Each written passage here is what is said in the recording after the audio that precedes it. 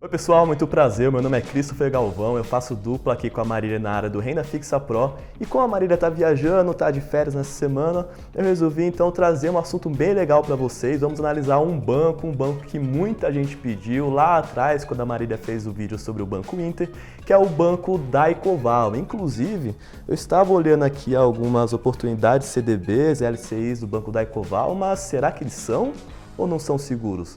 Então que tal conferirmos juntos? Fundado em 1968, o Daicoval é um banco focado em dois principais segmentos. O primeiro e o principal deles é o segmento de créditos a pequenas e médias empresas, que compõem cerca de 75% da carteira de crédito do Daicoval.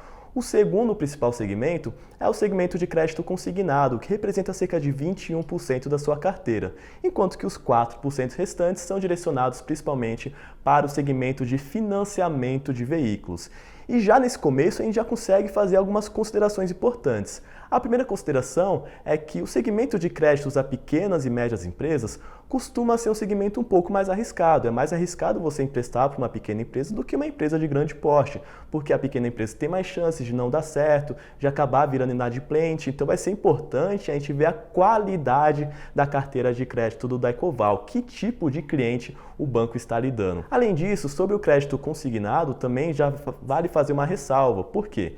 O consignado, para contextualizar um pouco, ele é direcionado especialmente para servidores públicos, pensionistas, aposentados, até forças armadas, e é um estilo de crédito mais conservador porque ele é mais seguro para o banco pelo fato dele ser descontados, as parcelas são descontadas diretamente dos salários, ou seja, o risco de inadimplência fica muito menor. Então, um crédito mais conservador, mais seguro, mas que por outro lado, por ser mais conservador, acaba oferecendo um spread um pouco menor para o banco, ou seja, o spread é o lucro que o banco vai ter naquele tipo de operação. Então, será que o banco está conseguindo rentabilizar suas operações? Então vamos ver como o banco está saindo. Esse gráfico nos mostra a carteira de crédito do Daicoval, que é justamente o que vai fundamentar os seus resultados.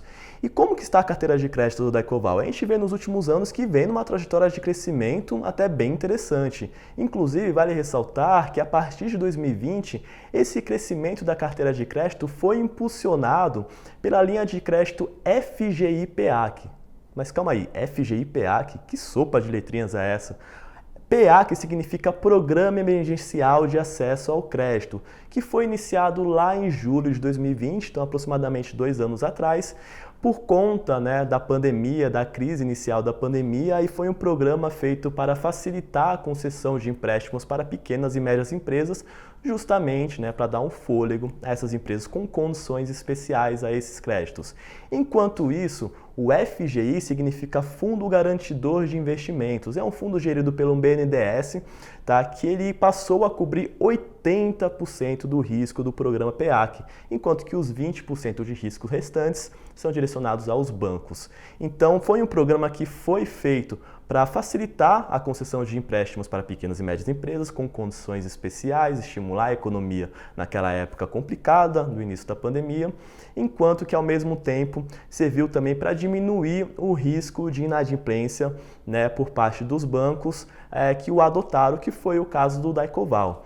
E nesse gráfico da carteira de crédito a gente vê que nas barras azuis é a carteira de crédito total do banco. E a gente vê um crescimento bem interessante nos últimos anos, o que é positivo, mostra que o banco está expandindo, está crescendo as suas operações. Ao mesmo tempo, essa linha cor vinho significa a carteira de crédito se não houvesse a adoção do programa FGI-PEAC. E a gente vê que também estaria numa trajetória de crescimento, que é um ponto positivo, o banco está crescendo, está expandindo, o que é interessante. Mas além do banco estar crescendo a sua carteira de crédito, é importante a gente ver como que o banco está crescendo essa carteira. Então, só um ponto antes de passar para essa caracterização do risco da carteira de crédito do Daicoval, esse gráfico aqui nos mostra a carteira de crédito específica da linha de crédito FGI-PEAC, que vem se reduzindo ao longo do tempo. Por que ela vem se reduzindo? O programa ele foi iniciado em julho de 2020 e encerrou em dezembro do mesmo ano. Então durou ali aproximadamente 6 meses, Foi um período bem curtinho. E o que isso significa? Significa que o programa não está mais em vigência, mas ao mesmo tempo ainda existe uma parcela ali presente do FGI-PEAC na carteira de crédito do Daicoval. Por que isso? Esses são os créditos que foram concedidos durante o período de vigência do programa. E à medida que o tempo vai passando, esses créditos vão vencendo e essa carteira, né, específica da linha de crédito FGI-PEAC vai se reduzindo até zerar daqui a alguns anos. Então a gente vê justamente essa trajetória. Cresceu lá no início, né, do programa e à medida que o tempo foi passando, não tinha mais o programa em vigência, os créditos foram vencendo e aos poucos vai se reduzindo. Então, ok, até agora o que a gente viu? A carteira de crédito está crescendo, mas como que a carteira de crédito está crescendo? Qual que é o risco dessa carteira de crédito? Lembra lá no início que eu comentei que seria importante a gente ver que tipo de cliente o Daicoval está lidando? Então, como que a gente vê isso? A gente vê isso através do índice DH. Mas o que é o índice DH? Os bancos eles são obrigados pelo Banco Central a ranquear os seus clientes, desde os mais seguros, que são classificados como os clientes duplo A, que são os tops do ranking, aqueles que têm muita pouca chance de virar inadimplente, de dar calote no banco, até os clientes mais arriscados, mais inadimplentes. Então vai do cliente duplo A até o A, B, C, D até o cliente H, que é o mais arriscado. Então a gente pega o índice DH, do D ao H, justamente os clientes que são mais inadimplentes. Então se o cliente ele atrasa uma parcela, ele vai caindo de ranking, porque é um cliente mais arriscado. E como que está o índice DH do Daicoval? Agora essa é a questão. A gente vê no gráfico que é um índice DH que vem caindo. Até quando teve um período de alta lá por volta de 2013, né, subiu para quase 10%, mas logo em seguida começou um ciclo de queda do índice DH. Inclusive, isso é muito importante, nos últimos anos, se posicionando ali no patamar de 3%, que já é uma taxa ok, uma taxa segura. E por que é importante enfatizar essa queda do índice DH ao longo dos últimos 3 anos aproximadamente? Porque foi justamente o período que a carteira de crédito começou a crescer bastante. Então, opa, olha lá, a carteira de crédito está crescendo nos últimos 3 anos, ao mesmo tempo que o índice DH está caindo.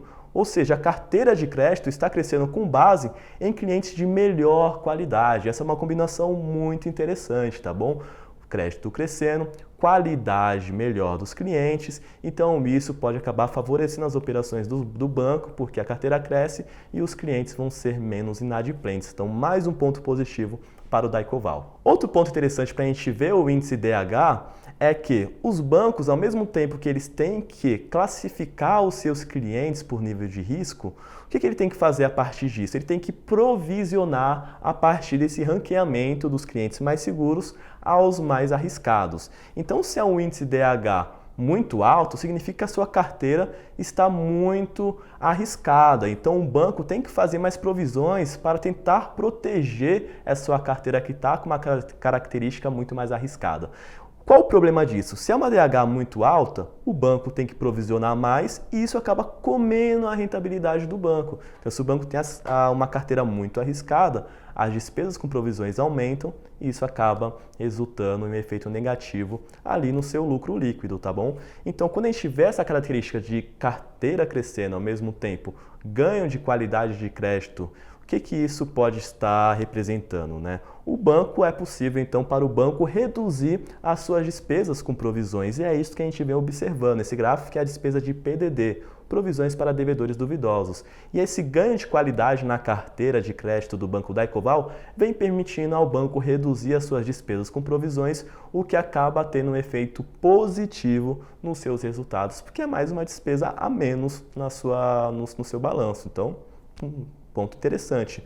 Mas ao mesmo tempo que a gente está vendo essa dinâmica de crescimento da carteira, com base em melhor qualidade e redução também, permitindo essa redução das provisões, também é sempre interessante a gente ver o nível de concentração da carteira de crédito do banco. Por quê? Se é um banco que tem uma concentração muito grande na sua carteira de crédito entre os seus principais clientes, o que pode acontecer? Se um cliente falhar, um grande cliente que representa uma boa parte da carteira de crédito do banco, ele acaba virando inadimplente por um determinado motivo, isso acaba prejudicando muito os resultados do banco. Então ele fica muito dependente daqueles seus principais clientes. Agora, se é um banco com uma carteira mais pulverizada, mais bem distribuída entre os seus clientes, esse risco acaba sendo disseminado. Então, se um cliente falhar, ele fala, ok, estou tranquilo, minha carteira está muito pulverizada, está bem distribuída, então não é um grande ponto de preocupação. E é isso que a gente observa no banco da Ecoval. Os 50 maiores clientes da carteira de crédito do banco representa 12% da sua carteira, tá bom? Então essa é uma taxa já ok, interessante, tranquila, já mostra que a carteira está bem distribuída entre os seus clientes. E o que seria uma concentração já alta que você tem que ficar de olho? Seria uma concentração a partir de 30%, 40%, né? Os 50 maiores clientes representando cerca de 30%, 40% da sua carteira, já é uma coisa que você tem que ficar de olho e falar, opa, calma aí. Se os principais clientes falharem, se acontecer alguma crise, determinado motivo virarem inadimplentes, isso pode prejudicar bastante o resultado do banco. Mas não é isso que a gente vem observando da Ecoval, 12% entre os seus principais clientes, seus 50 maiores clientes, já é uma taxa ok, mais um ponto positivo para o da Ecoval. Então a gente já viu que a carteira está crescendo, ganhando qualidade, diminuindo as despesas com provisões e uma concentração ok, uma carteira pulverizada entre seus maiores clientes. Mas calma aí, será que essas operações do banco estão resultando em rentabilidade? Será que eles estão conseguindo rentabilizar esse seu crescimento da carteira de crédito? Como que a gente vê isso? A gente vê a partir do resultado da margem financeira, que justamente representa principalmente a atividade principal do banco, que é a concessão de empréstimos. Mas a gente sabe, né, que nessa operação você também tem os custos relacionados a esse processo. Então você tem ali as suas receitas de intermediações financeiras e as suas despesas com intermediações financeiras. E o resultado, né, o saldo dessa conta, é o resultado da margem financeira, que, portanto, acaba sendo uma representação de como está a lucratividade da atividade principal do banco, da Ecoval, nesse caso. Então, a margem financeira, como que está? Aqui a gente vai comparar o resultado da margem financeira como proporção da carteira de crédito. Por quê? Isso é muito importante a gente ver, principalmente quando a carteira de crédito está em trajetória de crescimento, para a gente ver justamente o quão proporcionalmente a margem financeira está respondendo a esse crescimento da carteira de crédito. E é isso. E o que a gente está observando no banco da Ecoval? A gente vem observando que a margem financeira como proporção da carteira de crédito vem se mantendo bem consistente ao longo dos últimos anos. Inclusive, nos últimos 3 anos, né, desde 2019, vem se mantendo bem estável. Ou seja, é um período que a carteira de crédito cresceu e a margem financeira como proporção da carteira de crédito está bem estável. Isso significa que a margem financeira vem acompanhando esse crescimento da carteira de crédito, que é algo positivo, mostra que esse crescimento vem resultando em rentabilidade. O banco vem conseguindo rentabilizar em cima desse crescimento da sua carteira de crédito. E relembrando, uma carteira que vem crescendo com base em melhor qualidade. Então, uma combinação muito interessante. E como a margem financeira vem resultando, né, vem crescendo e acompanhando esse crescimento da carteira de crédito, isso vem resultando em melhor lucratividade para o banco. Então, a trajetória de lucro líquido do banco vem numa trajetória bem consistente, né, um crescimento bem interessante ao longo dos últimos anos, permitindo com que o banco continue apresentando rentabilidades bem interessantes, com ROIs, inclusive, acima de 20% ao longo dos últimos anos. Mas o que significa o ROI? O ROI nos mostra justamente o quanto de patrimônio líquido do banco, ou até da empresa em geral, está gerando de lucro líquido. Então aqui, além de ver essa relação, é sempre importante a gente ter também uma base de comparação, certo? E qual que é essa base de comparação? A gente compara com o nível da Selic. Porque você tem um certo montante de dinheiro. Você pode aplicar no banco, no patrimônio do banco, para gerar resultados futuramente, ou pegar esse dinheiro do banco e colocar no Tesouro Selic, rendendo lá a Selic com risco muito baixo, o investimento mais seguro da economia. Então, por isso que a gente tem que ter essa base de comparação. Quando a gente vê uma empresa, ou o banco, no caso, com ROIs bem abaixo da Selic por um bom período de tempo, você já tem que ficar com o pé atrás. Porque, calma, o banco não está nem conseguindo bater o CDI, bater a Selic, então tem alguma coisa estranha aí. Claro que você tem que olhar os resultados do banco para ver o que de fato está acontecendo. Mas quando a gente olha o da Ecoval, eles vêm apresentando ROIs bem consistente, não só nos últimos 3 anos, mas desde 2011. Então olha como um período bem extenso e o banco tem uma rentabilidade bem consistente. O período de menor rentabilidade durante esse processo foi o ano de 2013, quando ele apresentou um ROI perto de 11%, que já é uma taxa bem legal. Então, nos últimos 3 anos, principalmente, os ROIs apresentaram um desempenho acima de 20%, que é uma taxa bem interessante. Então, isso mostra a seriedade das operações do banco e que eles vêm conseguindo rentabilizar suas operações e até nos dão mais confiança de que esse bom negócio, né, vai continuar sendo feito ao longo dos próximos anos, que as operações vão continuar sendo rentabilizadas ao longo dos próximos anos. Então, mais um ponto positivo, nos dão confiança de que o trabalho vem sendo bem feito, de que a carteira está sendo rentabilizada e que isso pode continuar ao longo dos próximos anos. Agora que a gente viu que o banco já está conseguindo rentabilizar suas operações em cima desse crescimento da sua carteira de crédito, com um ROIs bem interessante desde 2011, ou seja, um período bem mais extenso. E agora a gente vai ver mais 2 coisas bem importantes que eu sempre gosto de olhar e você também deveria ficar de olho. A primeira delas é o nível de caixa do banco. Por quê? Se o banco tem um caixa muito pequeno, em comparação com a sua carteira de crédito, isso você já tem que ficar de olho. Mas não é o que vem acontecendo com o Daicoval, tá bom? O caixa do Daicoval livre, né, o caixa livre é cerca de 9 bilhões de reais, o que é um patamar bem grandinho para a sua carteira de crédito, então mais um ponto positivo. Além disso, você tem que olhar o índice de Basileia, sempre tem que olhar o índice de Basileia, essa é uma das principais coisas para você ficar de olho no banco antes de investir no CDB ou LCI, LCA de qualquer banco. Por quê? O índice de Basileia ele significa o patrimônio em comparação com os ativos do banco ponderados pelo risco. Mas o que isso quer dizer? Você pondera os ativos do banco pelos seus respectivos riscos para você, primeiro, possibilitar ter uma base de comparação com os demais bancos. Cada banco tem um patrimônio diferente, um estilo de crédito diferente, então você acaba ponderando pelo risco de cada estilo de crédito. Então, por exemplo, um crédito, cartão de crédito, por exemplo, que é um crédito mais arriscado, ele entra com um peso maior nesse cálculo da Basileia, diferentemente do crédito consignado, como a gente viu anteriormente, que é um crédito bem mais seguro, né, com menos risco de inadimplência, então ele acaba tendo um risco um pouco menor nesse cálculo da Basileia. Então, mostra o quanto o banco está protegido a partir dos riscos da sua carteira de crédito, dos seus empréstimos, dos seus ativos em geral, tá bom? Então o índice de Basileia é muito importante para a gente ver isso e também porque o Banco Central exige uma taxa mínima para a Basileia. Essa taxa mínima exigida pelo Banco Central é de 10,5%. Então, se você vê um banco com uma Basileia abaixo desses 10,5% por um determinado período de tempo, ele pode ser, inclusive, decretado à falência. Então, olha a importância de você ficar de olho na Basileia. Nunca invista em um banco sem você dar uma olhadinha, pelo menos, nesse índice, para ver se o banco está ok ou não, em comparação com esses 10,5% exigidos pelo Banco Central. E não precisa ser uma taxa abaixo desse 10,5% para você ficar de olho, tá bom?